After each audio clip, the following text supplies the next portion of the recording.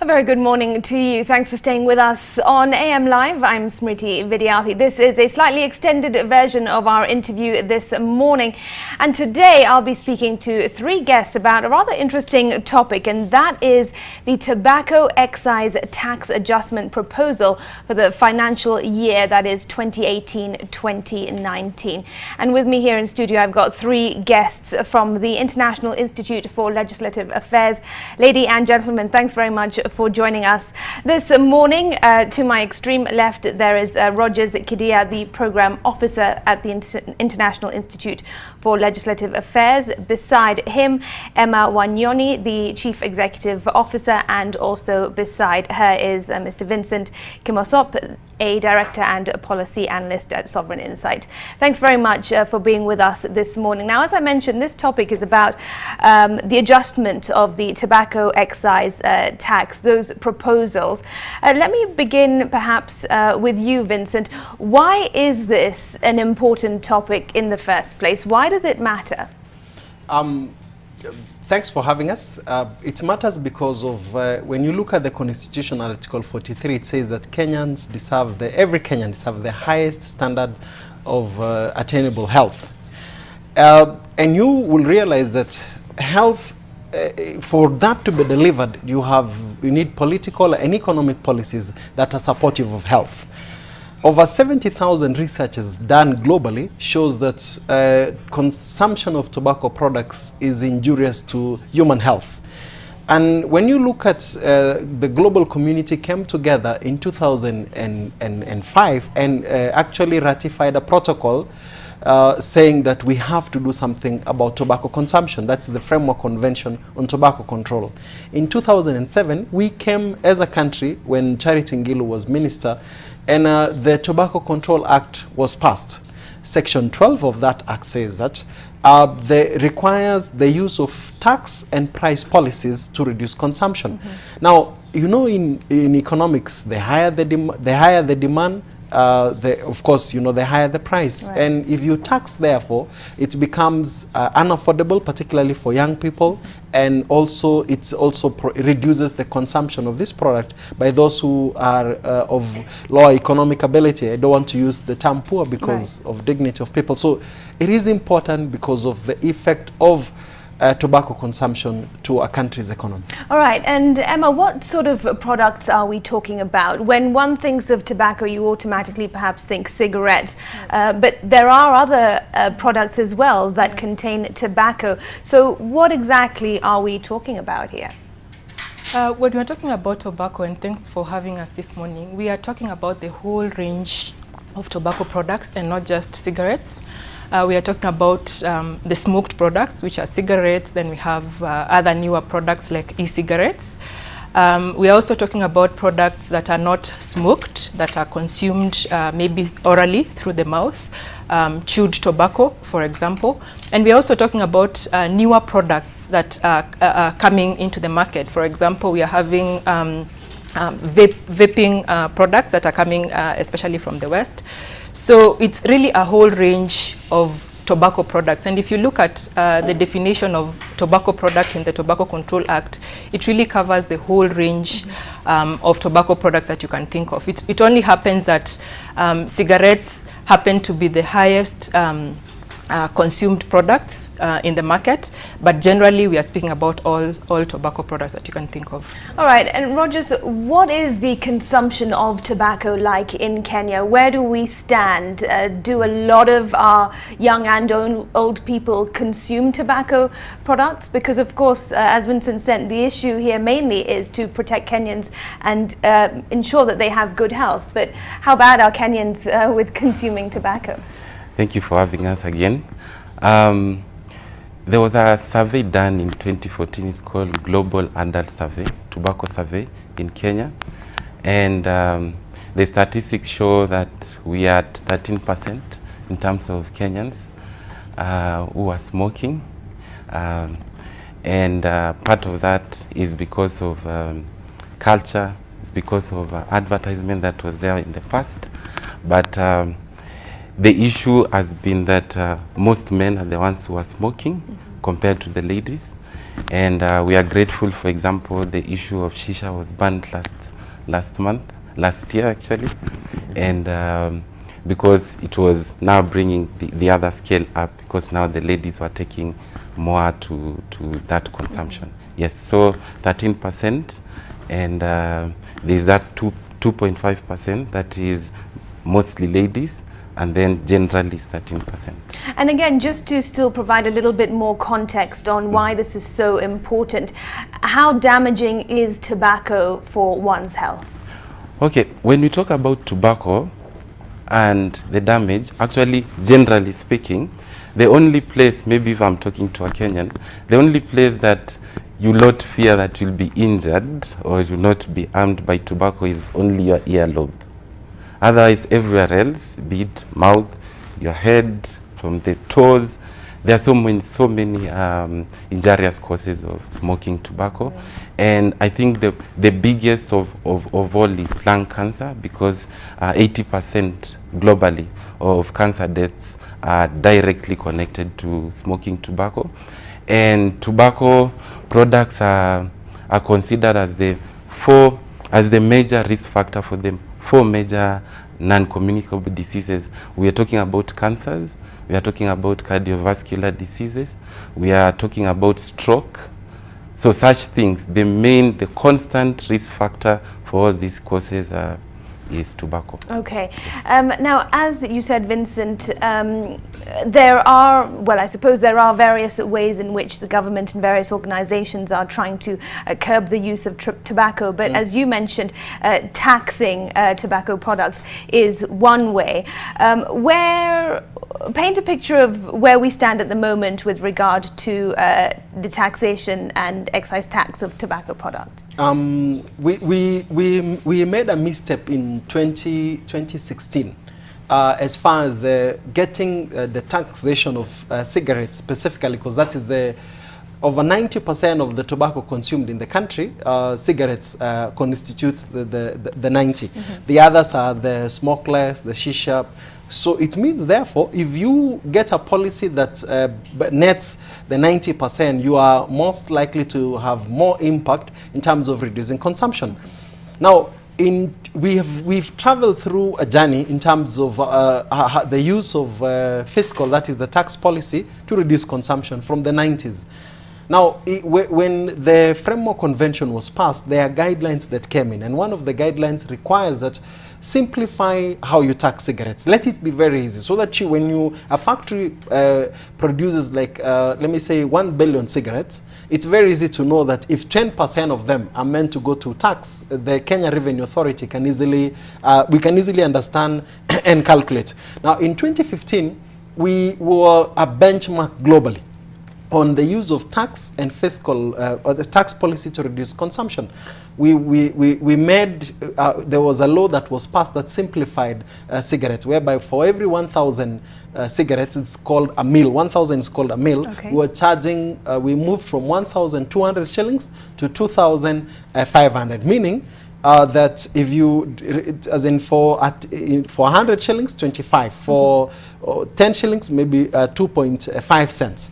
So shillings. So what we did in 2015, we went back to a two-tiered system whereby the industry can classify where cigarettes fall. Now, the problem with that is that it comes subject to manipulation. If you look at a cigarette stick, there is the part that has the tobacco part, and then there is the part that has the sponge. Yeah. Now, we actually have had situations whereby the industry innovates, and then they make cigarettes that have the tobacco part and the part that is empty. So you externally you still see it. It looks like the one that has a sponge, right, but it doesn't. Now, it is because we got the policy wrong by allowing them to classify. Now, okay, the direct impact of that was a depth on the collections by Kenya Revenue Authority. So why, therefore, we appreciate this program is that it is a time to educate the legislators that when you change, when you allow the industry to control how you do the taxation, we lose on two fronts. We lose people's lives, right, in terms of it becomes cheaper for young people and also for the poor to access them. And then number two, we lose on revenue. KRA for a long time has been falling short of their tax collections. And one of the reasons is because we have allowed wrong tax policies on matters related to tobacco. All right, so then Emma, what are we trying to achieve now? What are you trying to change to improve the situation? I think our biggest call right now is that the Ministry of Finance or Treasury will revert back to the 2015 position, which was stipulated under the Excise Duty Act of 2015, which had simplified the tax system completely, and we had a single uniform tax structure and rate. So they would charge the same rate for all tobacco products. And why this is important is that if you're charging a differential rate for different products, what it means is that the industry can play around, like Vincent has said, but also the consumers will simply shift to the cheaper product, because then the tax rate is not applying the same for all tobacco products. So some products will remain cheaper, and what the consumers will do, they will simply just shift to the cheaper product, which will mean that the products will continue to be consumed, and the public health issues will continue to be experienced, and the government itself will continue to lose the revenue as it has done. So what we are calling for is simply a reversal of what was passed in 2017 to the 2015 Excise Duty Act provision. That's the first thing. And then the second thing we are calling for is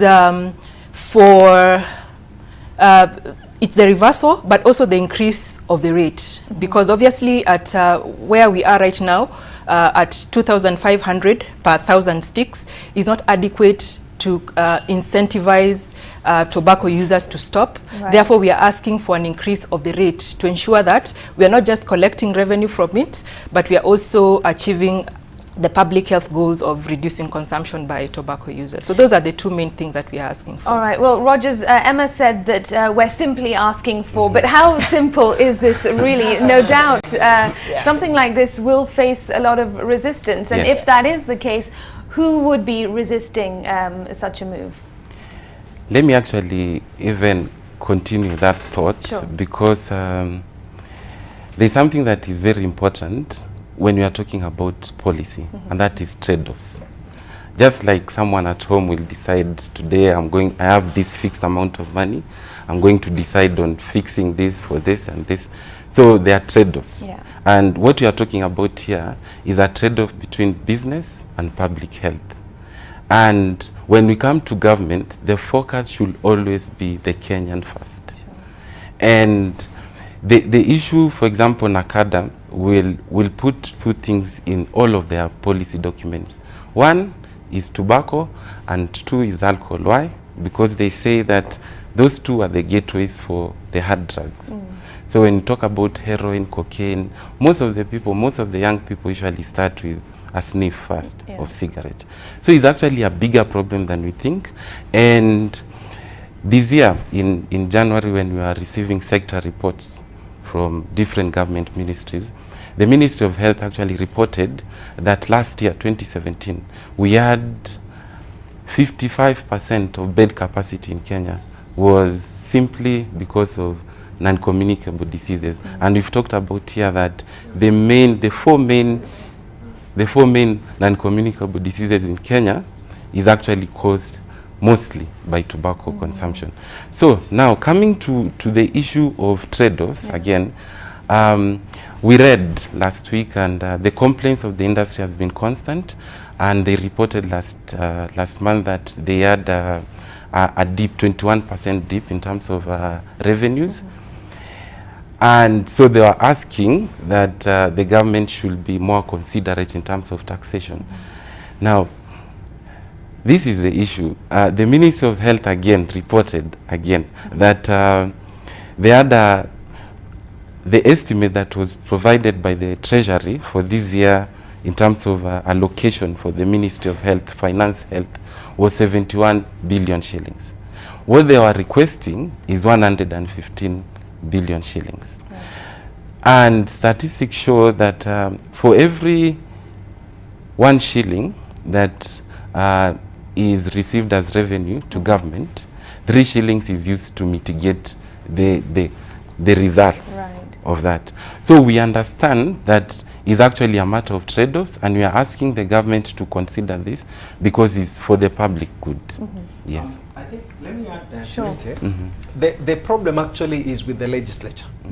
Because in the budget speech of the cabinet secretary in 2015, he outlined, I remember, I think it was page 132, saying clearly that we want to have a regime of excise. Excise is what we use for things like alcohol, cigarettes, that ensures that when I'm purchasing a product on the shelf, I'm actually purchasing with the costs of that product, full cost. Right. Because if we go to the market and buy a mango, all I know is that if I consume it, if it's 30 shillings, there is the health benefits beyond 30 shillings. Right. But here you have a product whereby if you're buying it at 10 shillings, the in economics you see the negative effects or the negative externalities are actually not reflected in the 10 shillings. Right. And you know, if we are planning, we should plan with the people in mind. So I would understand the industry concerns, but it should be seen in the broader context of how do we ensure that the Kenyans are ahead.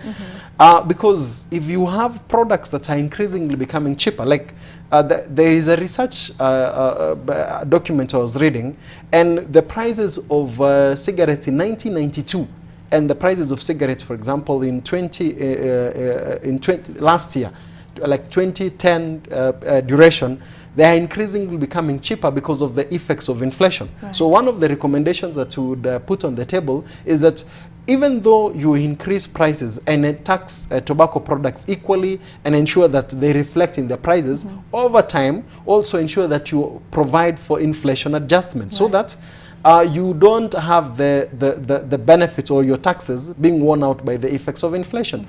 You give somebody 10,000 last year, and 2 years down the line you give them the same. They are not the same amounts of money. So it is the real issue is actually our legislature, and where we made a mistake in 2015, because you're the one who said that how easy is it. The problem was with the finance committee of the National Assembly, and why it is important to raise them to tell, because we now have a new team, is that hey, a mistake was done in 2016. Let us actually go back and ensure that we go back to our days of glory, because we were an international. We were internationally acclaimed for being a leader on this part of the world. But then, Emma, how easy is it for us to go back? You know, that's what you're asking for. Is it realistic? Is it likely to happen? Where are the challenges? We are hoping that it will happen. One, because of the impact that we have seen with the move that was announced in 2017. Like I said, for one, we have seen reduced revenues. So that's something of should be a big interest to Treasury, especially in this time where we are, like Vincent said, we are struggling to raise or to collect the necessary tax. So it should be of an interest to the Treasury that they're actually losing revenue, and they should look at why they're losing revenue. And why are they losing revenue? Is because they have introduced a system where the industry has a choice. If you're saying that plain cigarettes are going to be charged a certain amount, and then cigarettes without a filter are going to be charged a different and lower rate, what has happened is that companies have gone in and created products that are fitting the lower range of the rate of the tax rate, which means then they are becoming more affordable to the consumers, and they are losing revenue for the government. So just for that purpose, we hope that the Ministry of Finance and of course the legislators will become more aware of the dangers of the move that was initiated in 2017. Is it possible? I think, again, if you look at the issue of public health, just looking at it from a public health perspective, and you look at the justification or the reason why we are saying that tobacco taxation is one of the most important strategies or one of the most successful strategies. So if you look at it from the trade-off that Rogers talked about in terms of balancing between the trade interest and the public health interest, we are hoping that the legislators and the policy makers will be aware of this reality, that the move that was made is bad for public health, it is bad for government revenue, and therefore that will give them an incentive to at least be able to make the change. Of course, we anticipate that there's going to be a lot of backlash. Yeah. But again, if it's in the interest of the citizens of the country, then I think that should actually be what stands out in the end. Right. Yeah. Go ahead. To add on that, the figures are actually outstanding, because before the introduction of the flat rate in 2015, financial year 2015-2016, in the financial year 2014-2015, the excise tax revenue for tobacco stood at 8 billion shillings. That was the revenue to government. But when the government introduced the flat rate tax, the revenue shot up by 32% from 8 to 11 billion. And then the following year, which was still a year whereby the flat rate was still in existence, it shifted 40% from 11 to 15 billion shillings in terms of government revenue. And during that time, the consumption was generally okay, still the same, but going down a little bit. And it was now helping in terms of, now we are talking about financing for health, and we are talking about the issues of debt. The government cannot raise enough money. Yeah. And we did a study last year and asked the consumers, tobacco consumers themselves, we asked them, if the taxes were increased, will you be okay with it or not? Yeah. They said actually the cigarettes are very affordable and very cheap, and they are willing to pay more. And in terms of consumption, the same people will tell you, 48% of consumers in Kenya will tell you that the reason why they are smoking is because of addiction. So it is more of regulation, and we've seen that tobacco taxation is the best in terms of policy to reduce consumption. So government are getting their revenue, and we are getting our targets of reducing consumption. That is the basic understanding of an excise tax, because that is the Allow goal. me just to say something, Smitri. Yeah. The reason why we say that taxation is the most effective tool of reducing consumption, because there are also other other strategies like ban for sale to minors, sell and purchase by minors. There's also the smoke-free, whereby like now you're not allowed to smoke in public. There are also strategies like illicit trade. All those are good strategies. But why taxation is good is that it's a strategy that allows you annually, because we annually have the budget that is submitted before the National Assembly. So you have the opportunity to do it repeatedly, unlike the others. The other thing about taxation that is important for the viewers to understand is that when the members of the public, just look at consumption, and let's take it to the people across the country. In former central Kenya, where, when we had provinces, for every 10 cigarette consumers, 3 of them in the country come from central Kenya. Now, I think on today's paper, the Daily Nation, Kiambu County government has a program to rehabilitate alcoholic addicts. Now, if you want people to see why these interventions are important, is that why do you have to wait to come and roll out a program to actually rehabilitate addicts when you can actually reduce the number of people who are getting into the gate? Prevent it. So, and being a preventive program, particularly to the young people and all those who have those who are poor. So you will lose on two fronts. You lose on productivity on the part of young people, and then on those who are poor, what happens? You have to ensure that you have enough programs or enough money into your healthcare system, because their disposable incomes are low. So to the legislators who are actually the problem started with the legislators, and it's good to point out, so that, because Treasury are agreed that this is the right direction, but then legislators in 2015, 2016, we need to sensitize them that the people you represent, let us have policies that are actually supportive of their health, and not that are working against them. Okay, all right. Great. There is still so much more to discuss, but at this point we just need to take a break as we've hit 1/2 the hour. Do stay with us right here on AM Live. This conversation about tobacco and taxation will continue in just a moment.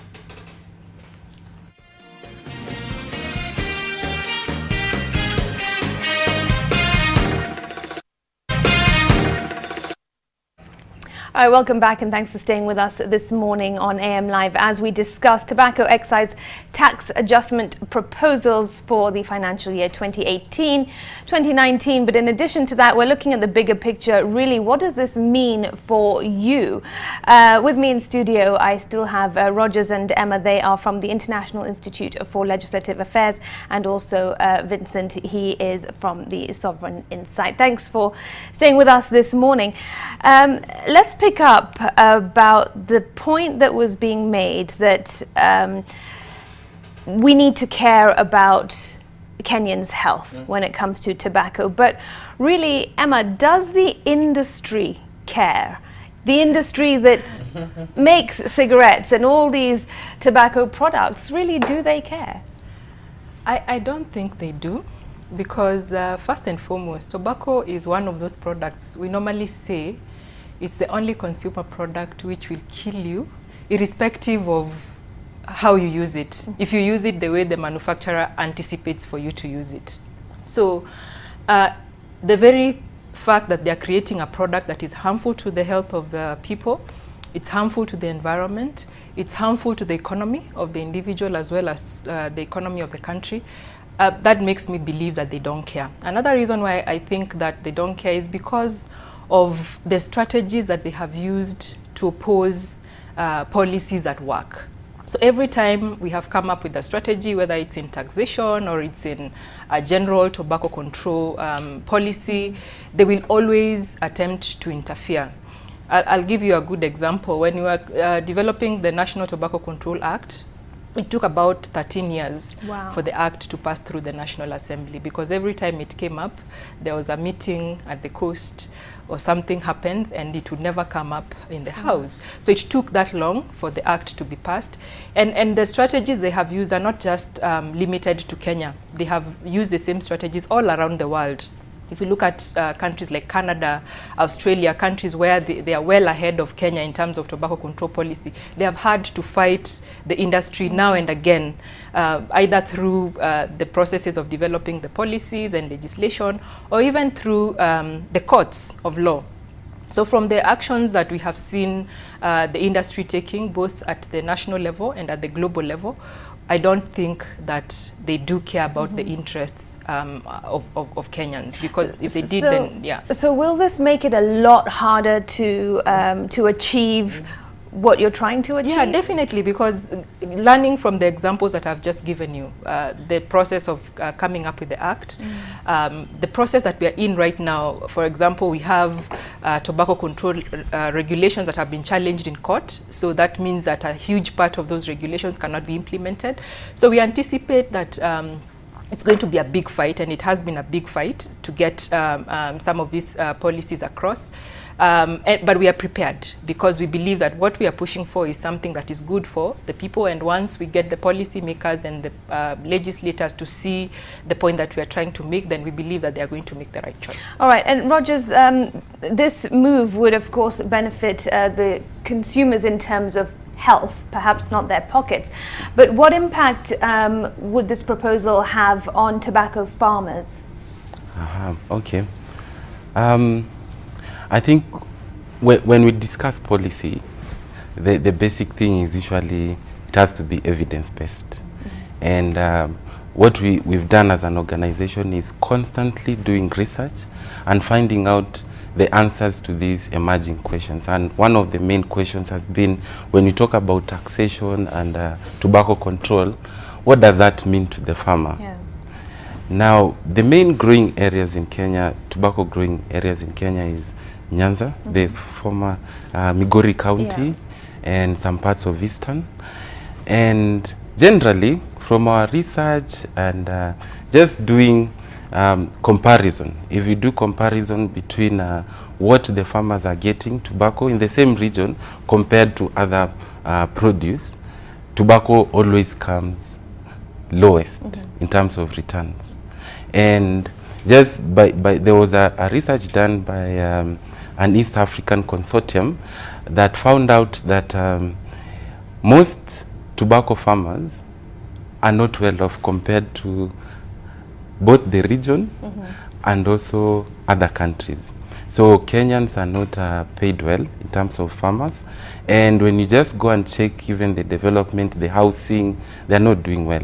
And something else that is also talked about a lot is about contract farming to the farmers. They are tied down with contracts, and the effects on their health in terms of the procedures, because tobacco product, actually something very interesting, tobacco products, the tobacco leaf itself is one of the few leaves that if you take an animal to go and feed, they cannot feed. So if normal animals cannot feed on leaves, why should we take it? And when you see the farmers, because the farmers, they are ladies, the green leaf tobacco diseases, there's been cases of reports of miscarriages and things like that, because it's very labor intensive. Right. So it is not good for the farmer also. Okay. If I may just add, sure. The issue of farmers, Vincent talked about the Framework Convention on Tobacco Control, which is a WHO treaty. It's a very comprehensive treaty that looks at all the issues you can imagine that could come into play when you're talking about tobacco control. So it has two types of strategies, the supply reduction strategies and the demand reduction strategies. So one of the demand reduction strategy is the issue of tax and price measure. But then one of the supply reduction strategies that have been articulated in the treaty is the issue of providing alternative livelihoods for farmers. So the farmers have not been left behind because the treaty provides for that, and that has also been translated into our national legislation, which then provides that the Minister for Agriculture should be able to come up with policy, whether the economic policy or social policies, that can be able to help the tobacco farmers to transition to other more economically viable alternatives, whether it is other economically viable farming activities or any other activity that they can do to sustain their livelihood. So the farmers are well taken care of, and they're not forgotten in this whole discussion around tobacco control. Okay, go ahead. And since we are discussing policies, Niti, usually in policy there will be, you ask yourself, what is in the best interest of many? So that the reality of it is that there will be challenges in terms of even transition of some of the farmers. Then, so the policy response, just to buttress what Emma said, section 13 says that the minister responsible for agriculture should then come up with viable economic alternatives. The reality is that the farmer is a rational person. All they're looking for is the bottom line. Is it that will I have a product that will get a market at the end of the day? So since then the reason for taxing is to make sure that we reduce consumption, and then therefore that will affect the demand for their leaf. Now, why it is important for then the ministry to work in partnership with the county governments, because with the devolution 2010, what we did is that agriculture is now a devolved function. So we've already even had a policy pronouncement coming from those counties, including Migori, that we need to do something to help our farmers engage in economic activities that are actually going to add more money into their wallet. So I just wanted to point out that as we advance the need for us to get policy right on taxation, it is important to appreciate that the negative effects are already mitigated, so that we are seen to be having a holistic approach to the issue and to the proposal before us. Let me reiterate something that Roger said. When you look at costs and the challenge with the drug menace that you have there, yet the two gatekeepers is the issue of alcohol and the issue of cigarettes.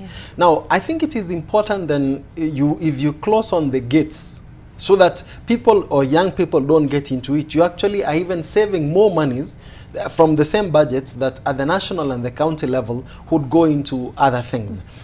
And then also want to point out that the recommended international best practice is that 75% of the retail price, when you go and buy one stick, should constitute the excise tax. Currently in Kenya, I think when you look at the joint that is excise, VAT, we are actually less than 60%. So we still have a long way to go. So the other recommendation that would be important is that progressively the proposals this year, we should go back to the 2015 framework. Then not stop there, ensure that annually you adjust so that we walk towards the international practice. Now, taxation on its own cannot be a standalone strategy. Right. It is important that then even the government starts to move from the current, we used to have a warning, Ministry of Health warning, cigarette consumption is harmful to your health. Now that was Ministry of Health. What was the Ministry of Trade saying? So then it was good to say cigarette consumption, irrespective from who is saying, is harmful to your health in text. Now we are moving from text to pictures. Right, graphic pictures. Graphic warnings, because a picture speaks 1,000 things.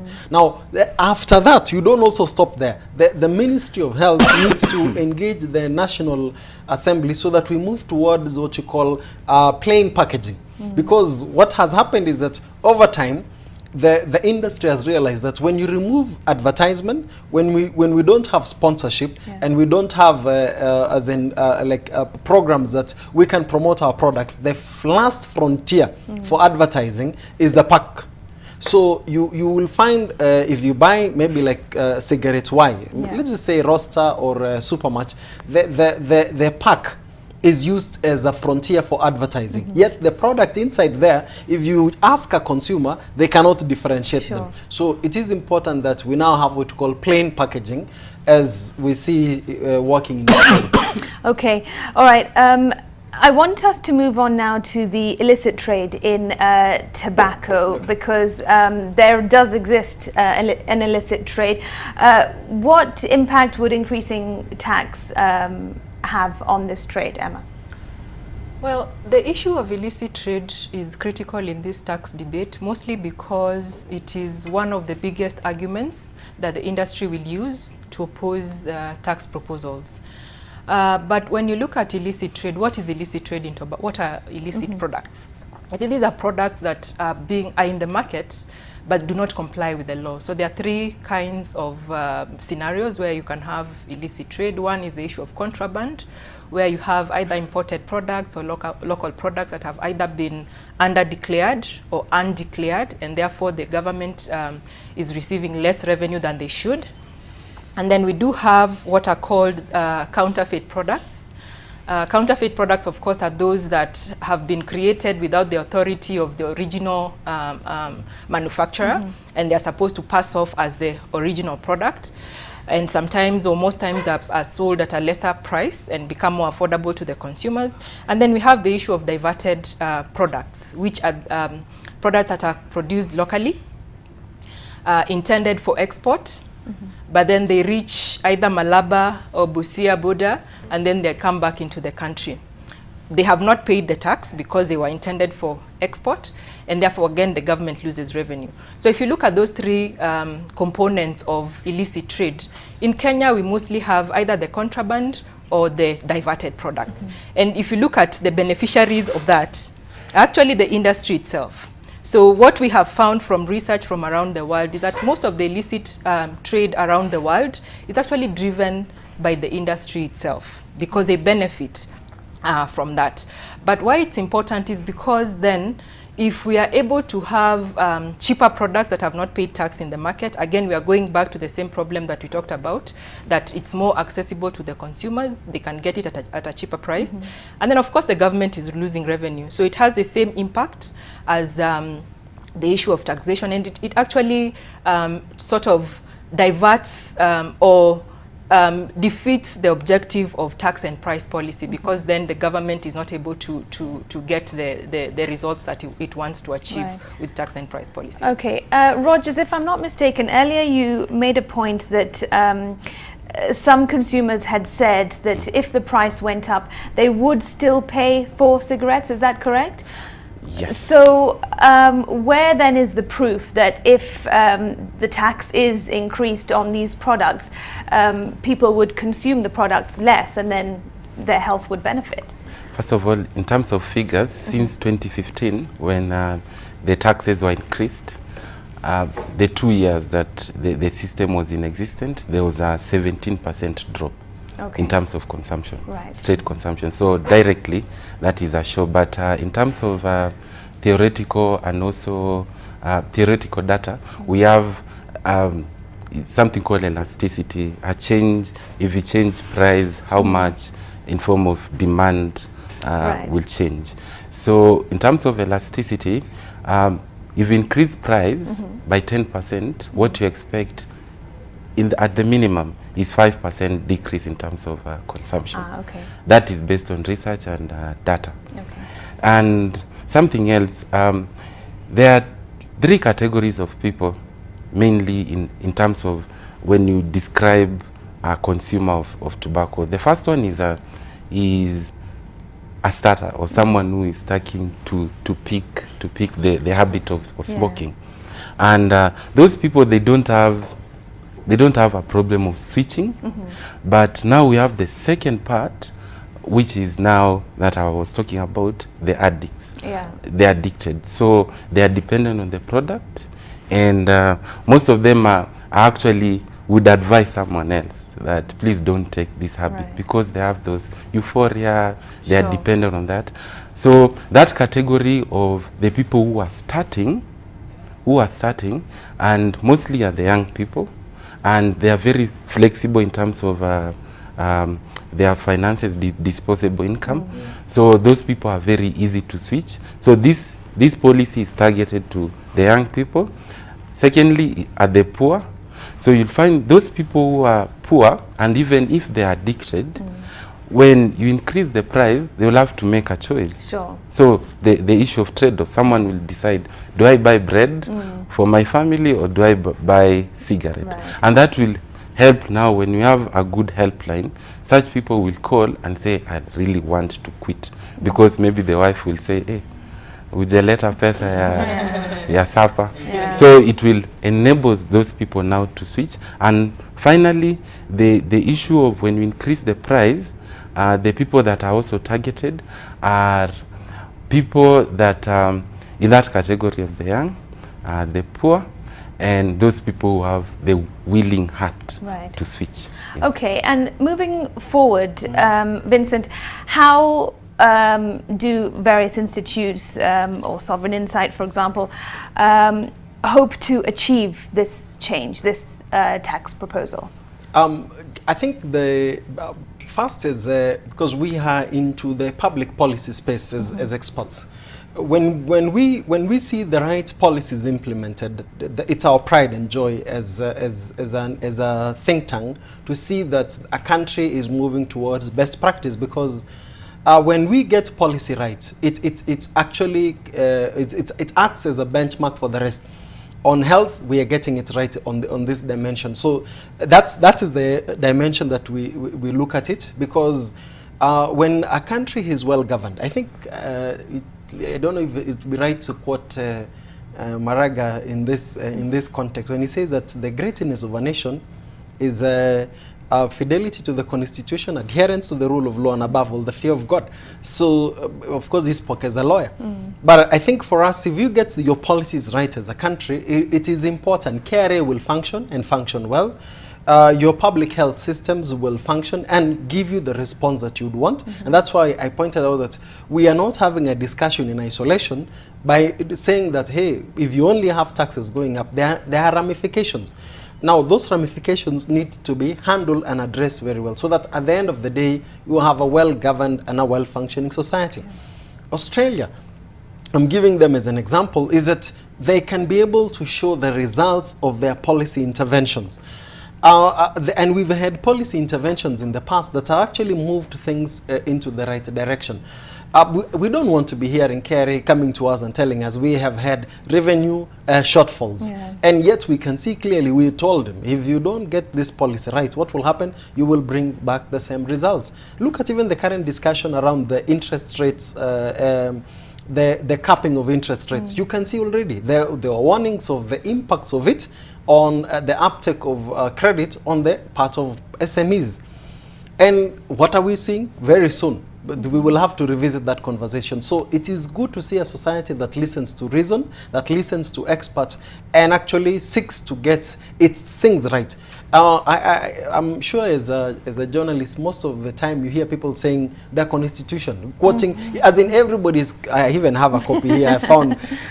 Why is it that we are quoting the Constitution? There is a feeling that if we walk and do things in line with our constitution, a document we committed ourselves to, including actually this constitution, Article 2.5 says every treaty that Kenya has signed and ratified is part of the domestic law. Now, in 2004, I think Kenya was number 2 after Norway to actually sign and ratify the Framework Convention on Tobacco Control. So why were we excited in 2004, signed it, became number 2? Of course, you know, the Norway is a benchmark on building a people who are happy. Why are we not following that in terms of ensuring our policies, our programs, and our interventions puts us on the number 2 globally where we were. Right. Okay. That's how we see it. Okay. And Emma, just summarize for us, what are we looking for exactly? What, in terms of numbers, where are we looking to increase the tax bracket to? Well, we are looking at increasing, like I said earlier, we are currently at 2,500 for the higher tier. And then we are at 1,800 for the lower tier of tobacco products. So the first thing, of course, we are saying that we need to have just one rate for all tobacco products. And then in terms of the amount, we have done our own simulations at the Institute. And what we have come up with is a rate of about 3,200, 100, which would be effective in terms of reducing consumption, but also generating significant revenue for the government. So that's the range within which we are looking at. And of course, other issues like the inflation, adjusting to inflation, because then even if you increase the rate and you're not adjusting to inflation in the next couple of years or even in the next 1 year, then the impact will not be as effective as we would want it to be. So that's what we are looking at. And of course, there are other smaller issues that we need to strengthen tax administration, so that issues that, you know, the leakages that happen along the chain can be contained. And then also in relation to illicit trade, because that's an issue that will come up as we are discussing tobacco taxation, we are saying that the government needs to ratify a treaty, another WHO treaty called the Illicit Trade Protocol Treaty. And the reason why this is important, first, maybe I should say that Kenya has done quite well. And again, on this issue of illicit trade, has been recognized around the world in terms of the systems that Kenya Revenue Authority has come up with. There's a system called the Electronic Goods Management System, EGMS, which is very effective in terms of tracking and tracing tobacco products. So they can be able to track a product to its destination just by scanning an electronic barcode, and they can be able to trace back to the origin. So this is helpful in terms of controlling illicit trade, because then they can know where this product was manufactured and the intended destination, and therefore they can be able to project and calculate the amount of tax that the product is supposed to pay. So Kenya has done quite well in that regard. But there's a treaty that we need to ratify. And the reason why we need to ratify is because we need to strengthen the policy and legislative framework for controlling illicit products in the market in Kenya. But we also need to link up with international actors, with other countries, because illicit trade is not an internal country thing. It's across borders as well.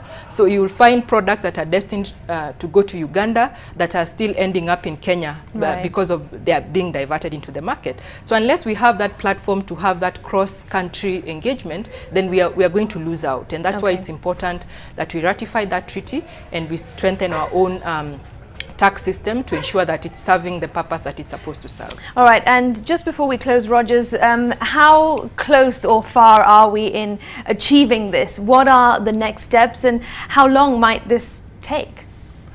In terms of the ITP, that is the illicit trade protocol, we are requesting the minister, the two ministries, actually the Cabinet Secretary for Health and also the Cabinet Secretary for Foreign Affairs to just fast track this process of ratifying the ITP.